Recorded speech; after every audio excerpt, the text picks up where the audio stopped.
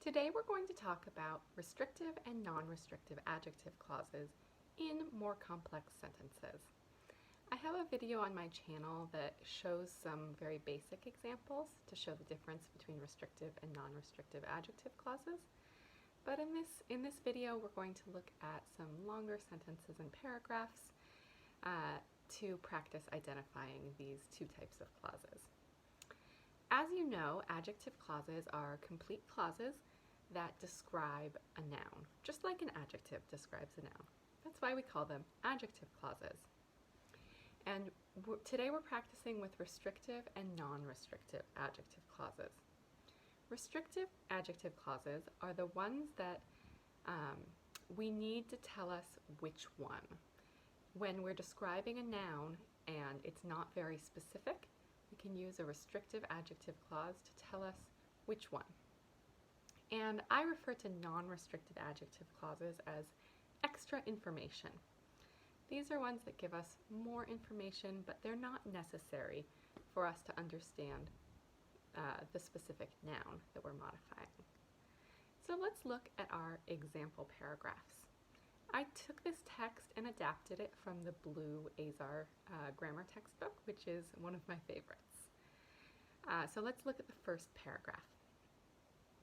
As you know, a computer needs to have an operating system in order to run programs.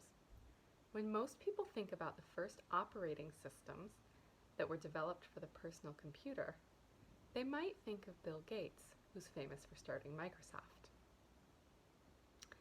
So we have two adjective clauses in this paragraph. The first one, that were developed for the personal computer, is describing the first operating systems. And in this case, our adjective clause that were developed for the personal computer is telling us more specifically which operating systems we're talking about. Because there were already operating systems that were for other contexts, but these were the operating systems developed for the personal computer, the computers that we would use in our homes.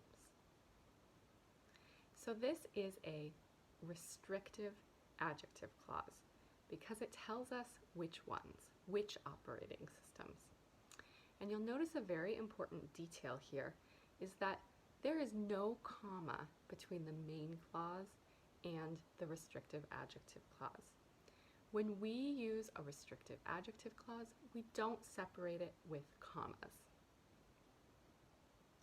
All right, let's go to our next adjective clause. We say, they might think of Bill Gates, who is famous for starting Microsoft. In this case, the adjective clause, who is famous for starting Microsoft, is modifying the noun Bill Gates. Now, there's only one Bill Gates that we all know about, and so we don't need an adjective clause to tell us which one, because really there's only one. This is a non-restrictive adjective clause because it's giving us extra information about this person. And you'll notice, different from the last one, this one has the clauses separated with a comma. We use those commas to separate our non-restrictive or extra information adjective clauses. All right, let's go to our next paragraph. In the late 1970s, there was a man in Seattle named Tim Patterson who worked for a company that was called Seattle Computer. He was a computer programmer and needed an operating system for his computer. Patterson got tired of waiting for another company to create one and decided to develop his own program. He called it QDOS, which meant Quick and Dirty Operating System, because it only took him about 4 months to develop. As a side note, this phrase quick and dirty just means you made something really fast and it's not perfect, but you wanted to make it quickly and it works. It's not perfect. And you see that it took him 4 months, which was pretty quick for that job. All right, let's look at our first adjective clause. Who worked for a company? And this adjective clause, of course, is modifying Tim Patterson. And again, because we have a specific name, it's a specific person, we don't need the adjective clause to tell us which one. So this is a non-restrictive adjective clause. And you can see that it's separated from the main clause with that comma again. It's extra information about Tim Patterson. And then we have our next adjective clause. That was called Seattle Computer. This is modifying the noun a company. Now we need this adjective clause, that was called Seattle Computer, to tell us which company. Because if we just say, there was a man in Seattle named Tim Patterson who worked for a company, we don't know which company. So we use this adjective clause to tell us which one. So it is a restrictive adjective clause, and you can see there are no commas. Now the last one in this paragraph is, which meant quick and dirty operating system. This is modifying the noun QDOS.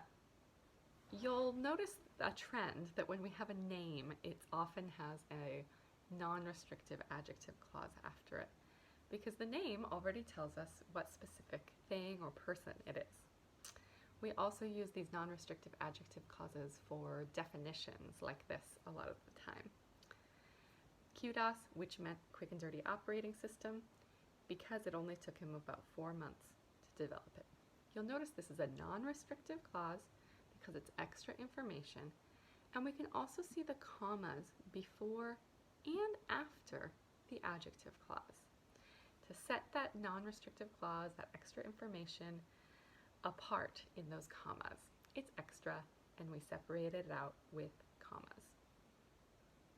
All right, let's look at our last paragraph. At the same time, Microsoft was quietly looking for an operating system that could run a personal computer that IBM was developing.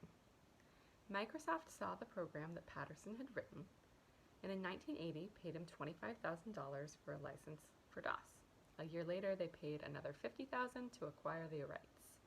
It became known as the Microsoft Disk Operating System, and the rest is history. So we have two adjective clauses in this paragraph. Our first one is that IBM was developing. This adjective clause is modifying the noun a personal computer. And this adjective clause is telling us which personal computer. It's specifically the personal computer that IBM was developing. So this is a restrictive adjective clause because it tells us which computer, which one. You'll also notice that there are no commas here because we don't use the commas for restrictive adjective clauses. All right, our last one is that Patterson had written. And this is another restrictive adjective clause. The clause is modifying the noun the program, and the adjective clause tells us which program. And you'll notice again there are no commas here because it is that restrictive adjective clause.